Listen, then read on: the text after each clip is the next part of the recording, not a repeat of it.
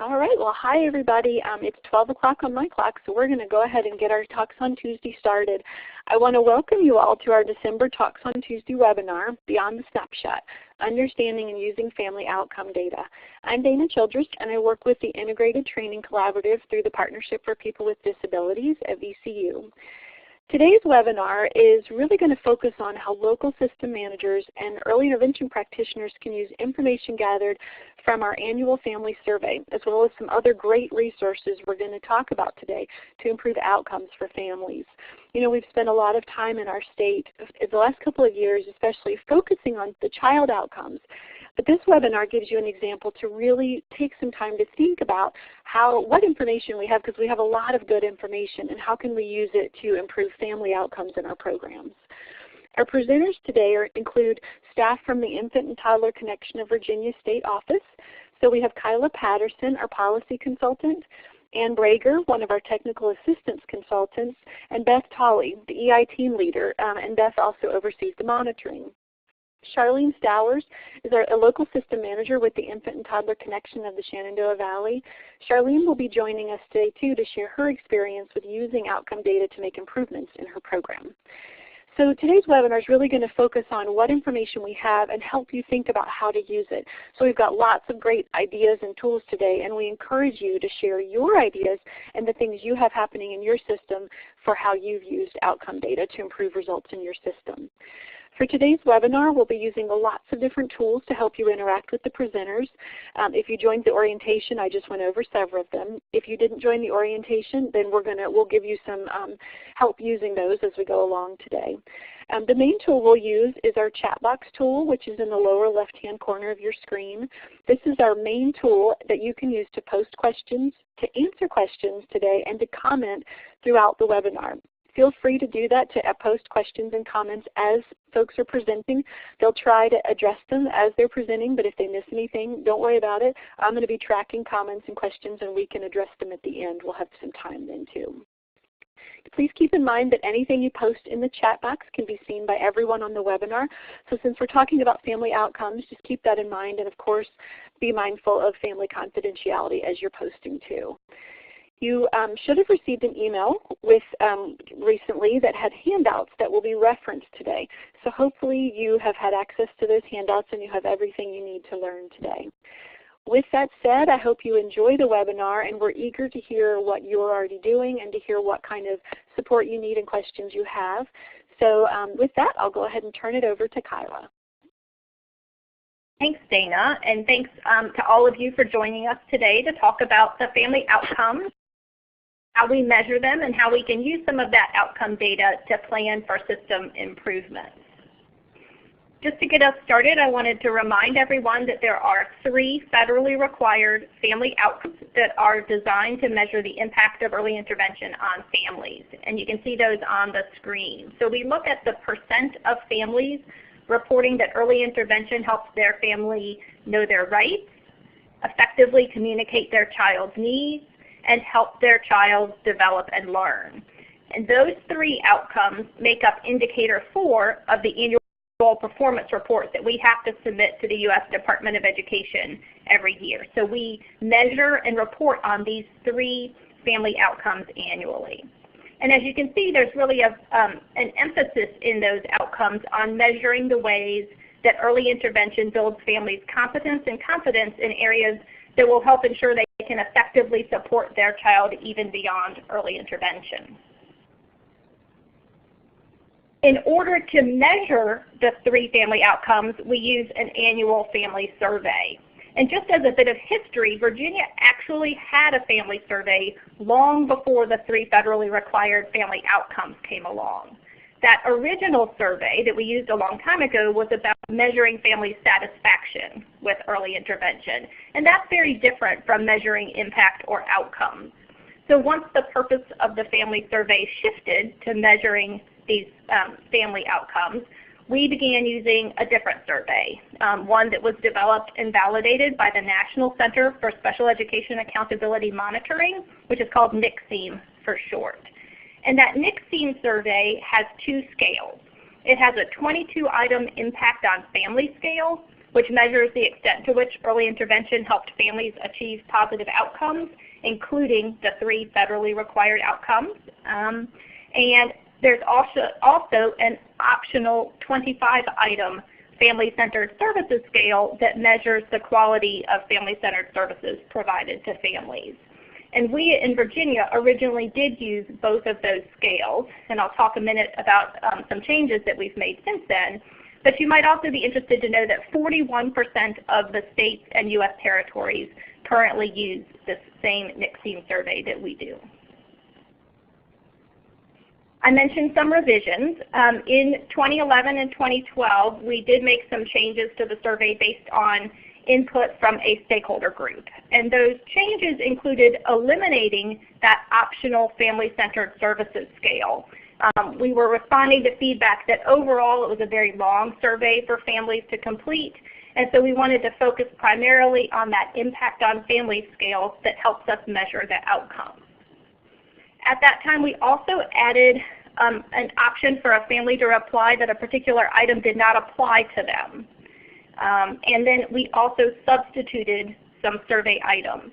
When NCSEM developed the survey, they also came up with a list of kind of an item bank of sort of approved and validated items that states could substitute in or out on their version of the survey. And then the last change that we made was we added 4 Virginia-specific family satisfaction questions. Stakeholders were really interested in still having a bit of that family satisfaction feedback, and so we added some questions to address that. The other thing that I just want you to know is that when we made those changes, we did work with both state and national experts on evaluation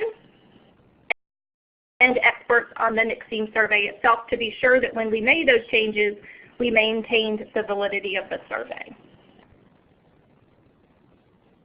What I want to do now is just take a quick look at the survey itself. I don't know how many of you have looked at it or have looked at it recently, but that will help us as we continue talking today.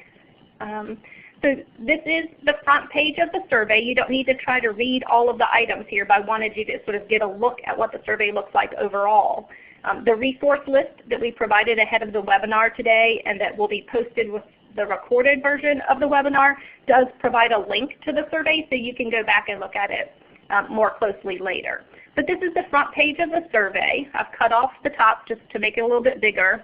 And it has the 22 items from the Impact on Families scale. And you can also see, if you look at the columns on the right-hand side, you can see the options that families have to reply that vary from strongly disagree up to very strongly agree. And essentially there are 3 levels of disagreement, 3 levels of agreement, and in that far right column is that does not apply option.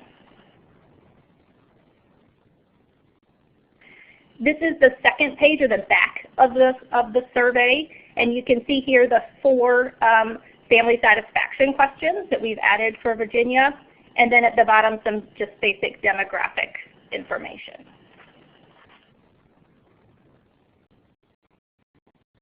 So I mentioned that the survey goes out annually, and I thought it just might be interesting to see how many of us are aware of what time of year that family survey goes out each year. So we have a poll question, and if you remember from previous webinars or the orientation, you can respond by looking to the left of the slide in the box with your name in it, and under your name there are those 4 small boxes. You click on the box with the lowercase a, and then you can click on your answer choice.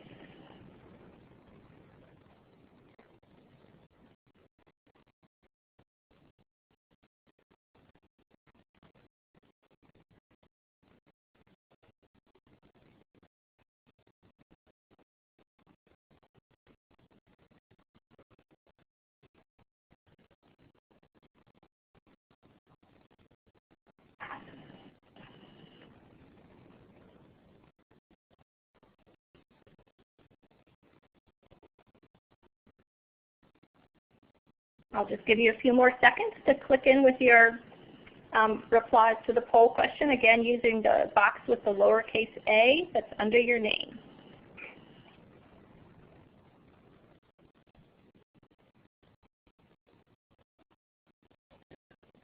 Okay, it looks like most people have replied.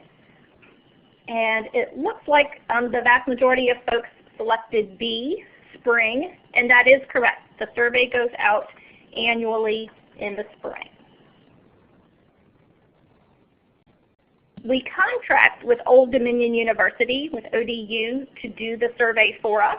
So local systems provide to us at the state office the names, addresses, and phone numbers of families who were receiving early intervention on December 1st of the given year. And we send that information to Old Dominion University, and then they take several steps. The first thing they do is, in order to encourage family response to the survey, they mail a pre-survey notification card. And that goes out in English and Spanish to let families know that the survey is coming and kind of briefly what it's about. They then mail the survey form itself with a self-addressed stamped return envelope to all the families identified by the local systems. And then about 2.5 weeks after that first mailing, they send a second mailing to those families who did not respond to the first mailing. And then the final step is that ODU attempts to contact by phone families who have not yet responded to the survey and who live in localities that have fewer than 15 completed surveys after the second wave mailing. And that's because we really want each local system to have enough responses to the survey that they can get valid and usable and generalizable data from that survey response, and that we can be sure we can share that information with the local system without worrying about violating family confidentiality. So I mentioned that there's a pre-survey notification card that ODU sends out prior to sending out the survey. I'm also interested in when you all talk to families about the family survey. So we have another poll question. Again, if you look to the left of your slide under your name, there are 4 small boxes, and you can click the box with the lowercase a to click on your answer choice to this poll question. And if you talk to families about the family survey at a time other than what's available in the response options, please feel free to type that information in the chat.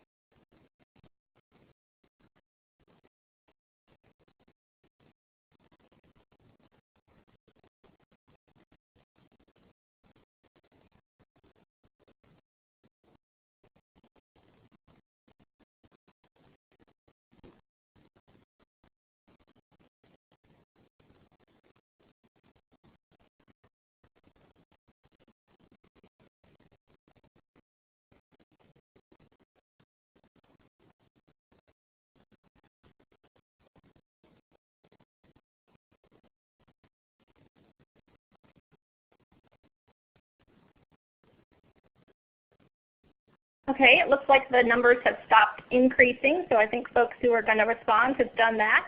We can publish the results. So we have a lot of people talking to families right before the survey comes out, and then some talking to families both as they enter the early intervention system and before the survey comes out. And then certainly we have some folks whose that's not their role to talk to families about the survey. So thanks for your responses. And I actually have a follow-up question. For those of you who know, share in chat kind of how you do that. Who in your local system talks to families about the family survey, and what is the message? What are you communicating to families about the family survey? So if you can share that in chat, that'll be some good information to share with each other.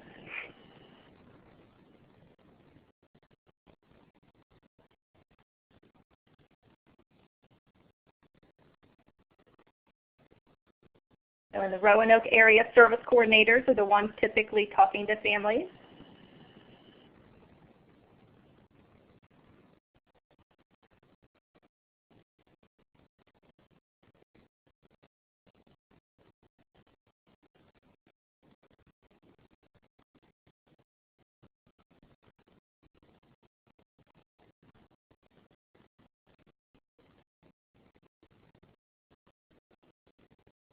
Okay, so yeah, it looks like pretty consistently service coordinators are, although in some places it sounds like we all have shared that they all are responsible for helping to talk to families about the survey.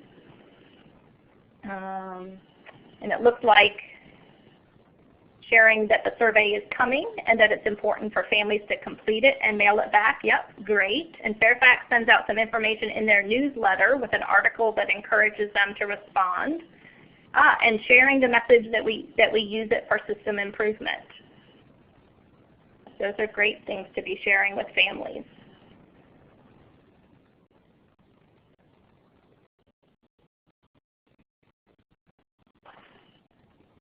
I thought this might be a good time just to highlight a resource that could potentially be useful in talking to families about the family survey. This is something new that we have this year, which is a one-page kind of summary sheet highlighting the child and family outcomes for 2014 and 2015. We announced this was available in the November 1st update, and it is posted on our state infant VA website. It's actually in 3 different places on our website, including on the home page. But it seems like something that you could share with families ahead of the family survey. As folks mentioned, you want to communicate why you're doing the survey and how the information is used. People in general, not just with the family survey, but in general with surveys are more likely to respond if they understand why they're doing it and how the information is going to be used, and that in fact it will be used. So the bottom half of this this one-page sheet does talk about what we're measuring, what the results are, and how that information is being used to plan for improvements. So it could be a handy resource in talking with families about the survey. It may be something where you're interested in doing a local version or something similar with your local results. Families may be interested in that in particular. And these kinds of things may be things that you want to post on a local website, or other people talked about referring to some of this information in a newsletter.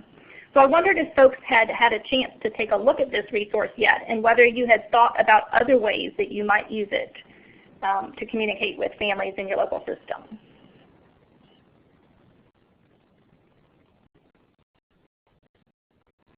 If you have ideas, we'd love for you to share those in chat.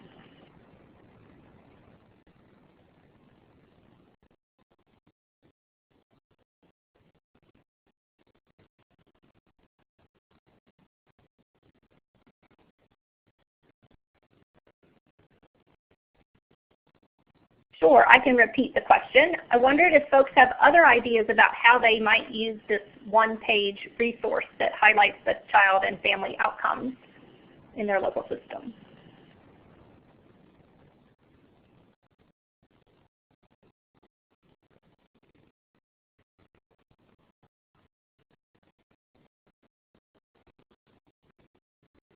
Oh, Dee is sharing that they discussed the indicators at intake.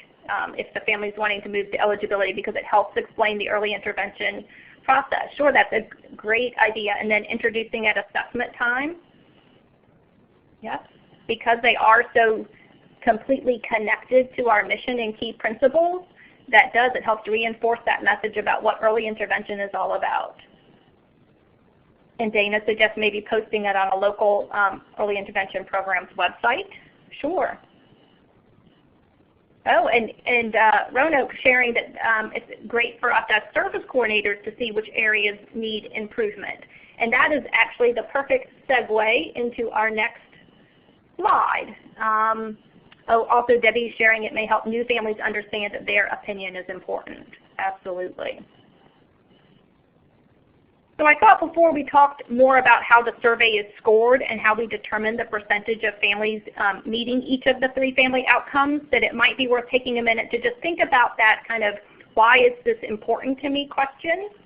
Why in your role in the early intervention system should you know about the family survey and what it tells us about family outcomes? So this slide is just a whiteboard that we can use to share thoughts, and we'll use that kind of text box tool. If you look at the vertical toolbar that's to the left of your slide and go down to the 4th box, the one with the capital A and the lines, if you click on that and then move your cursor back over to the slide, you can click on the slide, it'll activate a text box, and you can then start typing.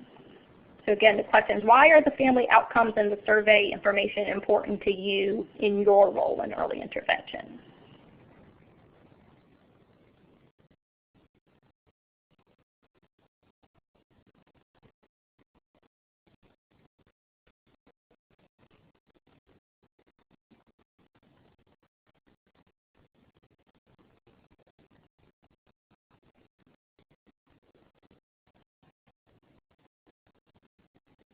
So some of the ideas I see so far, helping us know what we're doing well and where we may need some training, where we may need to focus our improvements, keeps us on track with things like explaining family rights,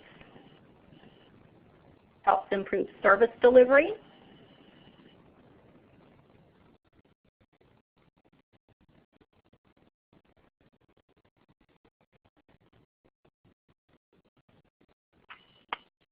shows how we can better serve our families, how we can improve services and outcomes for children and families.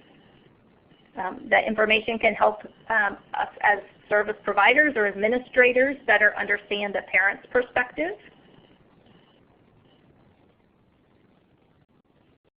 And I like that comment, provides focus for improvement, right? It gives you the information that you need so that you can target exactly those areas where you may need some improvement.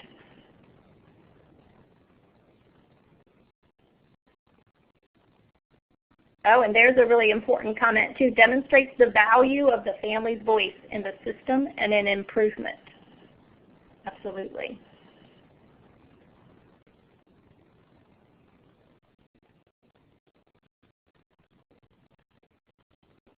Okay, those are all great, great thoughts. And again, as I mentioned before, I think the family survey, the family outcomes, it does connect so strongly back to our mission and 7 key principles that are in Chapter 1 of the practice manual and are at the root of what we're doing in early intervention, so that information is really important. I think the responses to some of the individual items on the survey can give you some information about the ways that families perceive the services that they're receiving from you and from other service providers or service coordinators. So that can be helpful information to you in your individual job. And then similarly, I think the items on the survey can also remind you of ways that you can positively impact not only the 3 federally required family outcomes, but other outcomes for families.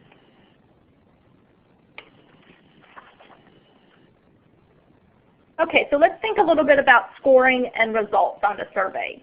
So the first thing to know is that only results on the impact on family scale, that front page of the survey, are used to determine the state and local results on indicator 4, the 3 family outcomes.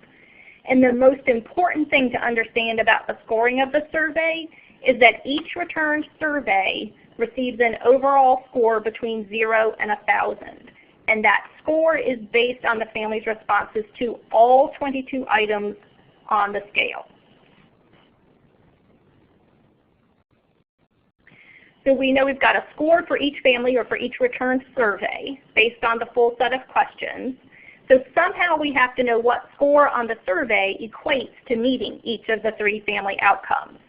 So when the survey was developed by NCSEAM, they worked with a national stakeholder group to set for each of the 3 family outcomes an overall score, sometimes called a cut score, that needed to be reached in order to have a high degree of confidence that families reaching that score had achieved the outcome.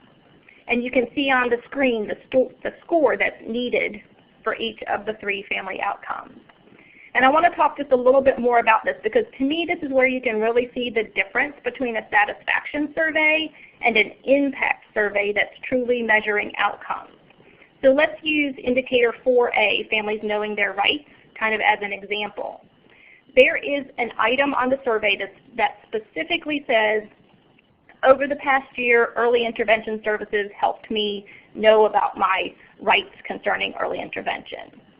A family might strongly or very strongly agree with that one item, but that family's response to the one question is not enough for us to be confident that the family has really achieved the outcome. they might strongly agree with that one item because they remember that they got their family rights booklet. Okay? But then we could look at other questions on the survey and maybe we see that they did not agree, that they feel their efforts are helping their child, or that they understand their child's needs, or that they understand the roles of the people working with their child or family. Then we start to get a mixed picture about the extent to which they really understand their rights, the extent to which they know that they're an equal team member, that their concerns and priorities should be driving services, or that their assessment information and IFSP should be explained to them. And that's why meeting the 3 family outcomes is based on the overall score on the survey and not just on their response to the one survey item that most closely matches the outcome statement. And it's also why understanding the family survey and its results is important regardless of your role in the early intervention system. So for example, as a service provider, you may not be the one who gives the family their rights booklet and explains about the procedural safeguards and the forms. But the way that you communicate and interact with that family and support them as a decision maker impacts the family's understanding of their rights. Okay? Does that make sense? Are there any questions about the scoring of the survey?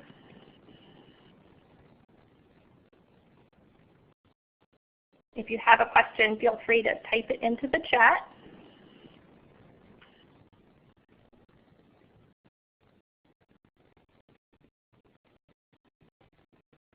There might be 1 or 2 people typing, so I'm just going to give a second for those questions to pop up before I move on.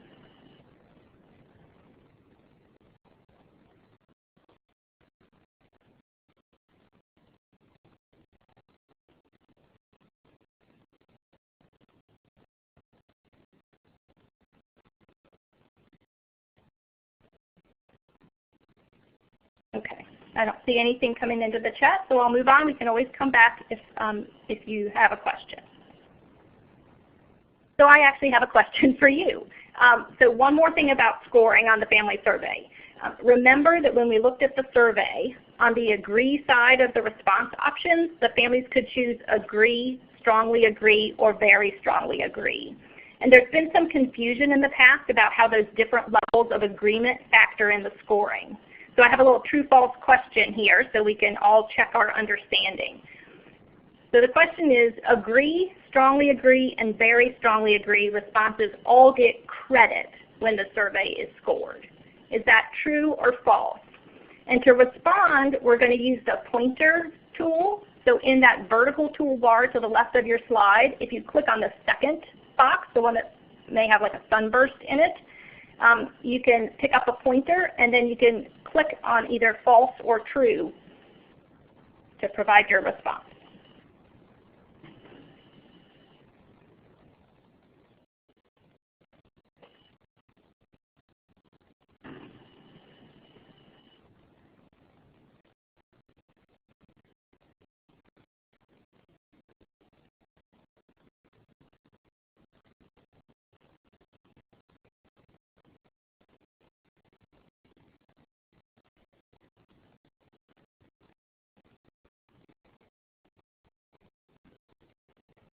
Okay, it looks like most people who were going to respond maybe have responded.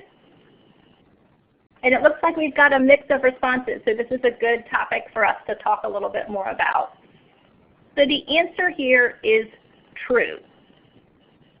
Agree, strongly agree, and very strongly agree responses do all get credit when the survey is scored. There's been kind of a common lingering myth about how that works, and some people have always thought that a regular agree response gets no credit, but it does in fact get credit. It gets less weight, however, than a strongly agree or a very strongly agree response. And here's why it works that way. So even though a simple agree response is on the agree side of the survey, it's a relatively weak response. Because if you think about it, think if you were just talking with a family, like in an interview or a conversation, and you asked them whether early intervention helped them understand their rights. And they responded, yeah, I guess so. Well, that's likely going to be marked as an agree response because it's not a disagree. But to really be sure a family has achieved an outcome, we need more than a simple agree response to the items on the scale that relate to that outcome. And again, it's about having confidence in our results. A response of strongly agree or very strongly agree would suggest much greater confidence that the family had actually achieved the specified outcome. But again, the answer here is true. All levels of agree do get credit when the survey is scored. It's just varying amounts of credit. All right, so we're going to shift a little bit now to planning for improvement, how we can use the results on the family survey and some additional data and available resources to plan for improvement. So say your system is below the state target on an indicator or on one of the family outcomes. Or maybe you've shown some slippage, your results have gone down over time. Or you just want to look more closely at the local results for one of the family outcomes. So you can start with the family survey results themselves, and you'll want to pay attention to a number of things. You want to look at trends, at themes. You want to make sure you're paying attention to the actual numbers and not just percentages, and that you're looking at all of the columns of data or the information that's available so that you can get a complete and accurate picture. And I'll show you a little bit about what I mean when I say that. So again, I don't want you to try to read this whole table. There's a lot of information here, and I'm going to use a pointer in just a minute to highlight just a few points that I want to make. There is a table like this for each local system, and it's available on the Infant VA website, and the link is in your resource list. So you can go back later and look more carefully and look specifically at the results for your local system. I'll also mention that the technical assistants and monitoring consultants are going to be working with local system managers during regional meetings this month to look more specifically at some of the information in these tables. But for our purposes today, let me just illustrate the points that I just made on the previous slide. Let me find my pointer here. So in terms of actual numbers, so if we look at right here in the very strongly disagree column at the 5%. It's really important to know whether that means one family or represents one family, or it represents 20 families, or it represents 50 families. That's going to be important information for you to know in terms of how much do you need to focus on that particular result. I also mentioned trends in responses. For instance, is there real disagreement? So again, up here, if you look across here, you've got maybe 19% in the disagree columns, or here you've got 21% if you add up across the disagree columns. But if you look down lower, like here, you've got maybe 8% in the disagree column. What you really have is a lot of families who are still in the simple agree area. And so as you're thinking about that one, if you're thinking about making improvements, you're thinking in terms of moving families into a stronger agree response, into having more confidence in that particular area, as opposed to trying to get families who are completely disagreeing with that area to now agree. So that's important information to have. And then the other thing I'll mention is that this is just 1 year's results, but results from previous years in the same kind of table are posted on the website, and they can be used to compare results over time, which is also important. And you can look at what columns, which levels of disagree or agree have changed the most over time and for different items on the survey. And you can look at whether there are themes to the types of items that showed big increases or decreases. So for instance, were they all related to service coordination, or maybe they were all related to services and typical routines. So looking across pieces of information can give you a better picture as well. One thing that's really important to know and to remember is that the family survey by itself, those results are never going to give you all the information you need for improvement planning. Instead, think of those results as kind of pointing you in the right direction for gathering more information. So you have those results, and you want to put them together with other information like other family input that you may have, or what you know about your local system practices in a particular area. So if your system has had a recent quality management review, a QMR, you'll have additional family information from the family interviews that were conducted as part of that QMR. And you can also use the data from the 4 Virginia-specific questions, those family satisfaction questions on the back of the survey, to add to what you've gotten from looking at the family outcomes. And again, at least it's pointing you in a direction for improvement planning or suggesting an area where some follow-up questions to families might be appropriate. And then I think the other piece is you've got to ask yourself what you know about your local system practices in the area where you want to improve. So if your results are lower than you would like in the area of families knowing their rights, think about how and when families are given a copy and explanation of their rights in your local system. Think about how service coordinators check to see that a family really understands what they're reading and hearing about their rights, and so on. And then once you've gathered that and identified some areas that you want to work on, there are a lot of resources available to help you with that improvement planning. Some of them are listed here on this slide. They're also in your resource list with links to each of those documents. And I'm going to turn it over now to Anne, who's going to begin our discussion about how some of these tools can help us in our improvement planning. Anne? Thanks, Kyla. So next we're going to look at a couple of the resources Kyla mentioned on her slide for program improvement through the lens of how we can have the greatest impact and be the most helpful to families. We know that family-centered practices place families central in decision making and proactively involves families in acting on their decisions. Evidence indicates that being treated in a family-centered way results in a number of parent and family benefits. These benefits include, but are not limited to, parent and family empowerment, family well-being, positive judgments by parents about their confidence and competence, and positive judgments about their children's behavior and participation in activities. So how can we link practices to outcomes? We all love lists. We use them all the time at home to make sure we don't forget things. I know when my family goes camping, we always have a long list of things, and our car often looks like this. And I use them at work to make sure that I'm meeting all the expectations and timelines. So you may remember this checklist on the screen. This is the Family-Centered Practices checklist from the coaching trainings and our work with Dathan Rush and Melissa Sheldon. Again, don't try to read the slide because we're going to take a look at it closer up in the next couple of slides. But the important thing to know is this checklist provides standards and benchmarks for defining expected practitioner help-giving behaviors. It includes items based on characteristics of effective family-centered help-giving practices and assesses both the relational and participatory help-giving behaviors.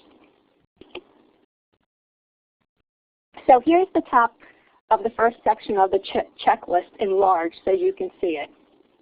As you can see, it has a rating scale for the use of each practice, and it provides a way of guiding the kinds of concrete and proactive behaviors that reflect a family-centered approach. So this top one is on interpersonal skills.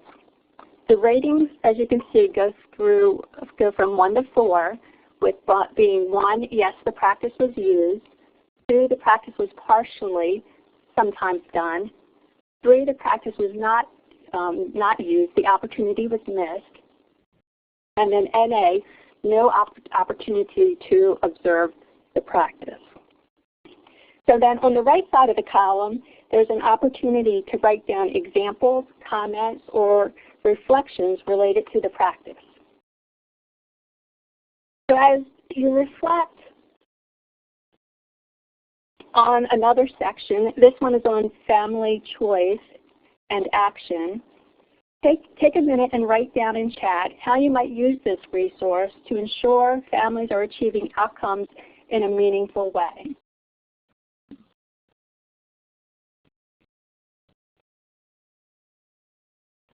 So how can seeking and promoting ongoing parent-family input and active participation regarding desired outcomes, how can using these kinds of activities, these practices, how can they impact your practice? How can you use this checklist? Okay, great, Virginia Beach. Supervision in the field, absolutely, to see where practitioners currently are and what kind of progress they're making in relationship to using these practices over time. Oh yeah, that's a great idea, Dana. Using the checklist when observing IFSP meetings. Yeah, self-reflection, definitely. Self-reflection of yourself, and then how about with your master coach? It could be a great tool to review after you've had a chance to self-reflect with your master coach to see what other kind of opportunities there may have been. Great, peer-to-peer. Mentorship for new employees. That's a great idea.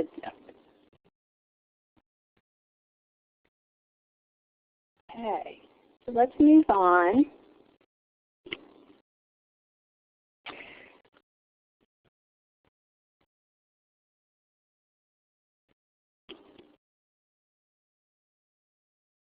I'm having a little bit of technical difficulty, so bear with me. Okay.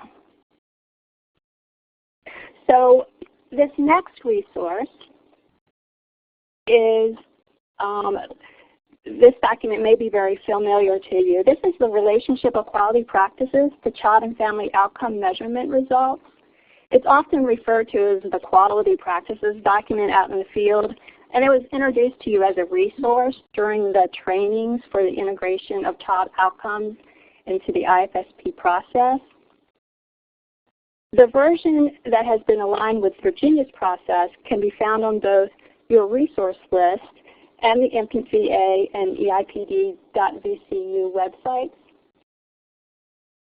So this document was developed jointly by NECTAC, the National Early Childhood Technical Assistance Center, the Early Childhood Outcomes Center, and the Regional Resource Centers to assist Part C, state and local programs in identifying ways to improve results for children and families through the implementation and monitoring of quality practices. So these quality practices were selected from the DEC Recommended Practices in Early Intervention, Early Childhood Special Education, as well as the agreed upon practices for providing early intervention services in natural environments, which is the companion document to the 7 key principles that Kyla mentioned a minute ago, are Chapter 1 in the practice manual. So this document, the Relationship of Quality Practices to Child and Family Outcome Measurement Results, is currently being updated to align with the new DEC recommended practices that came out in 2014. So they're in draft version right now, and there'll be a team reviewing them beginning in January. And once complete, we'll be posting them on our website for your use. So let's take a closer look at this resource. So here's an example of one of the sections. As you can see, there are checks and stars, and a great deal of thought went into where to put the checks and stars. And although all practices impact all of the child and family outcomes, those where there's a direct impact are highlighted. So the ones with the stars have the most direct impact, and the ones with the checks have a lesser yet still direct impact. Are you guys seeing my screen okay? My screen appears to be doing some crazy things. Yeah, Ann, this is Dana. I can see it just fine. If you need any help advancing your slides, just let me know, and I'm happy to do that for you. Okay, yeah, I can advance them, but they're just teeny tiny on my screen, so I wanted to make sure they were okay for everyone else. Yeah, look so far, and I see people writing in the chat that things are looking okay, so I think you're okay to keep going. Okay, great. So if we just take a look at this very first one, begin each visit by asking open-ended questions to identify significant family events or activities and how well planned routines and activities have been going. That one we know really impacts a family's ability to communicate their child's needs. But it also helps their child develop and learn. So that, when we revisit how are things going, when you revisit your joint plan, it impacts both of those family outcomes.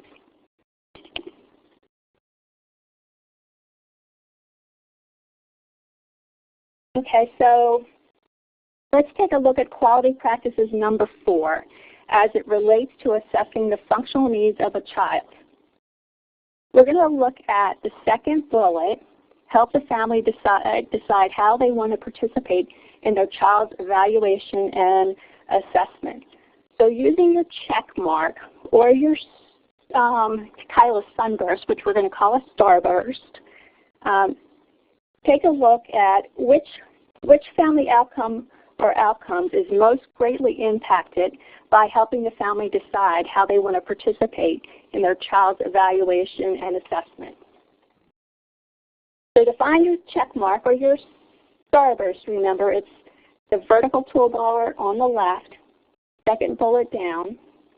And just remember, you're only allowed the toolbar only allows you to place an X or a star one time.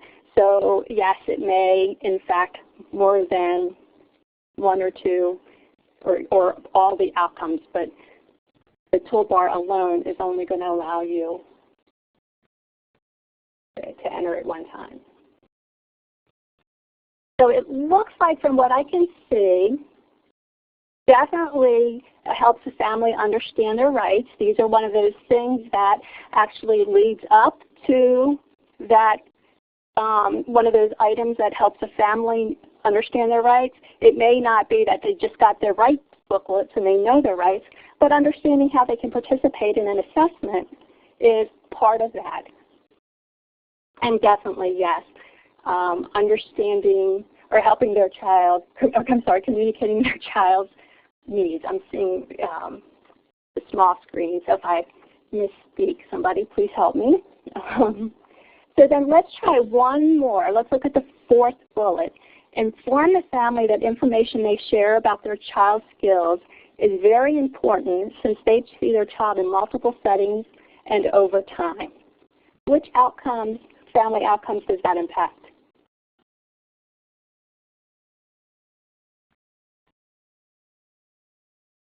Lots of people putting communicate their child's needs. Absolutely.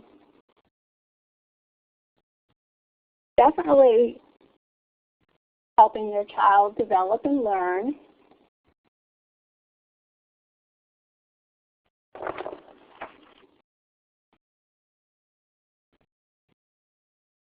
So yes, we have a lot of variation in responses, and this is definitely one of those items that goes across family outcomes.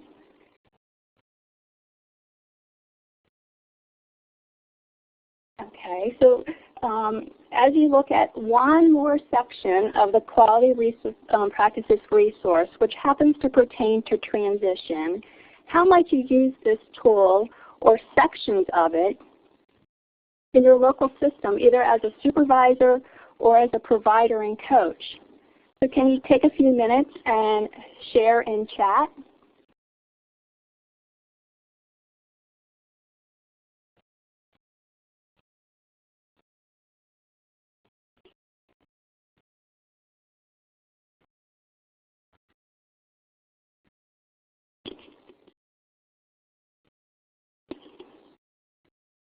I see a couple people typing.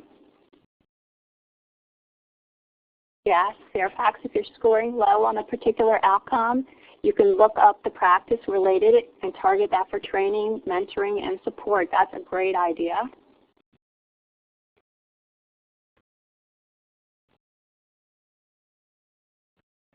Mary Lou, good tool for ensuring transition requirements are met. Yes, and the great thing about this tool is we've divided it up through the different stages of the IFSP process, from that very first referral phone call all the way through transition, and how all of these quality practices tie to achieving improving on child and family outcomes. So that's a great idea.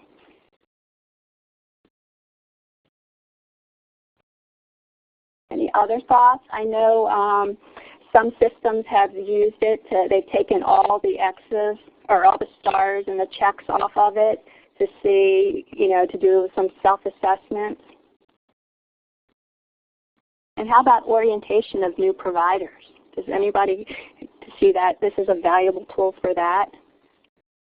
I've used it that way myself because it really helps providers understand the language and the key practices that we want them to be using every day. Yeah, by helping families to understand and create choices through their time in EI.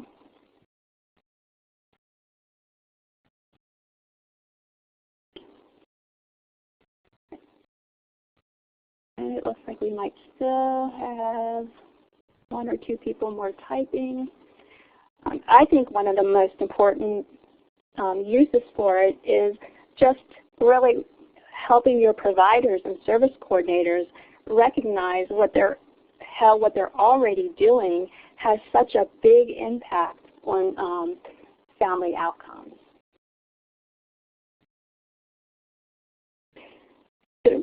So these are some great ideas for the use of both of these resources, and I look forward to hearing about the activities you pursue.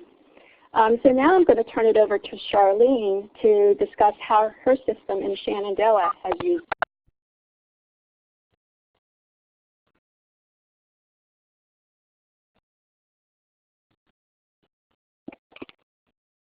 Charlene, are you there? I'm wondering if you're still on mute. Hear me? I can hear you now. Yep, I just switched the slide for you, so you're ready to go. Thank you. I think I forgot to unmute it. Sorry. You're fine. You're fine. So as I was saying, when I came on board as the local system manager about 5 years ago, our system was really significantly below the state and federal expectations. And I used the form that Ann just shared with us, the Relationships of Quality Practices in Virginia to Child and Family Outcome Measurements results, as a tool to help me figure out strategies based on the results that we were getting. And it really wasn't a complicated process. Basically, first I just looked at each of the questions on the survey that tied directly into the family outcome measurements. And then I looked at our early intervention processes to see where we were within the program and what possible changes could be made. And I wanted to be cautious to not go overboard and try to make too many changes all at once and overwhelm people. So I focused a lot on intake because that's a really critical part with families just coming into the program and becoming familiar and getting comfortable. And then I looked at the IFSP development and then ongoing service delivery. And so when I looked at those categories, I focused mainly on where there was a star. And I just sort of looked at all the information and asked myself questions like, are we doing this currently? What are the ways that we can maybe do things differently so that families understand things? What types of questions are we using to gather information? I noticed particularly when we used our intake form, at that point in time there were a lot of just yes-no questions. And we know from coaching that that's not going to get the best responses and gather the greatest amount of information needed. From that point, it was just a matter then of kind of tweaking things that we were already using and being done. So we just made some simple changes like first making sure that our terminology we used when talking with families and explaining things similar to the terminology used in the survey. And then, as I mentioned, the intake form, I kind of revamped it to include more questions, open-ended questions, and tell me what it looks like and describe types of questions. And we included additional information in the packet, in our intake packet, and part of that included a visual component related to the procedural rights and safeguards so that families could reference each step of the process in the service pathway where they could find out information. So basically, with just a relatively few simple changes, our ratings improved significantly and have stayed high, since those changes have been made.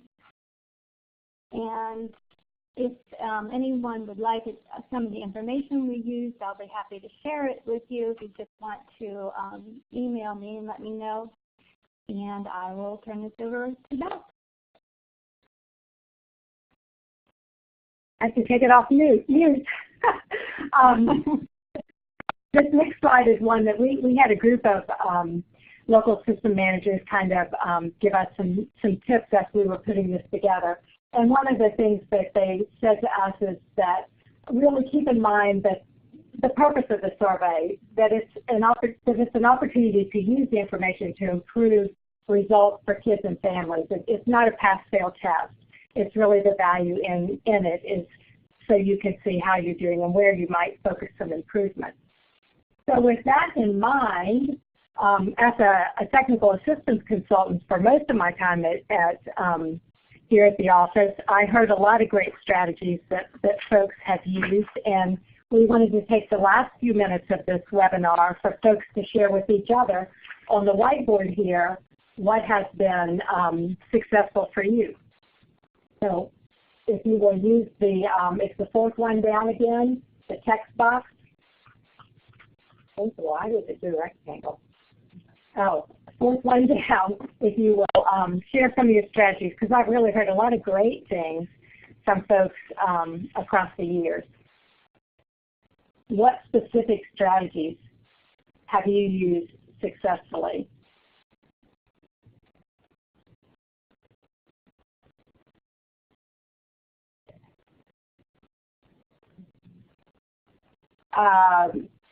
Going over the family survey results at staff meeting, which comes again back to the point of that everybody who works with the family impacts those results.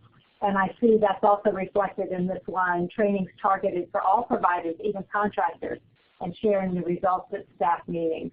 And I expect that you have found that when people understand what is being looked at, that makes a difference. I see another one here, helping funders and local news agencies understand the impact of early intervention, including all providers in the review of the family survey results, brainstorming together as a staff. I'm seeing a trend here in folks involving all involved players in the early intervention system and looking at, I see tracking improvements in the system, looking at what it's telling you about the success of things you've done, which Charlene spoke to, with not only making the great improvement in the first year she made all these changes, but the sustained improvement.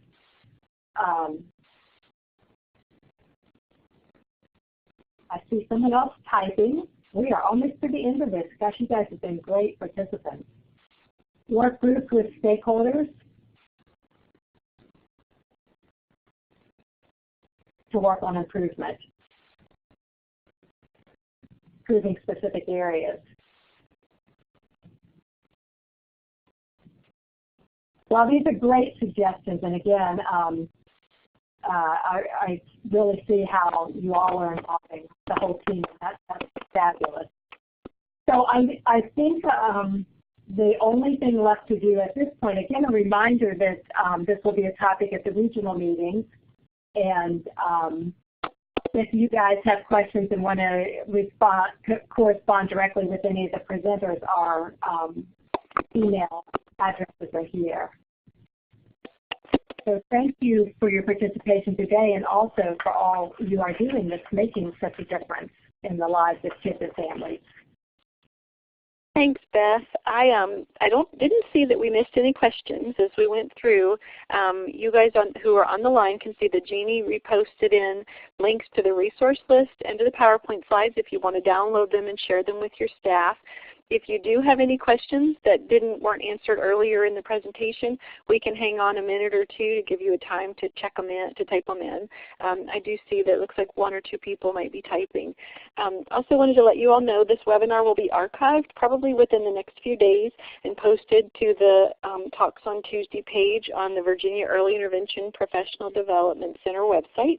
And to invite you to our next Talks on Tuesday, which will actually be February 2nd. We won't have a Talks on Tuesday on January in the new year because usually everybody's getting back into the swing of things, coming back from holiday leave. So we hope that you will join us in February for our next web discussion. Let's see, any questions? Thank you, Dina. Yep, February 2nd is the next Talks on Tuesday. It's hard to believe it'll be in 2016. Well, I don't see anybody else typing, so I think we'll wrap up for today. Thank you so much for joining us and sharing your ideas, and thank you to our presenters for sharing all of this information and the great resources. If you have questions later, feel free to email them. If you're welcome to email me, and I can pass your email to somebody who can answer your question. Thanks, everyone. Have a wonderful afternoon. Bye-bye.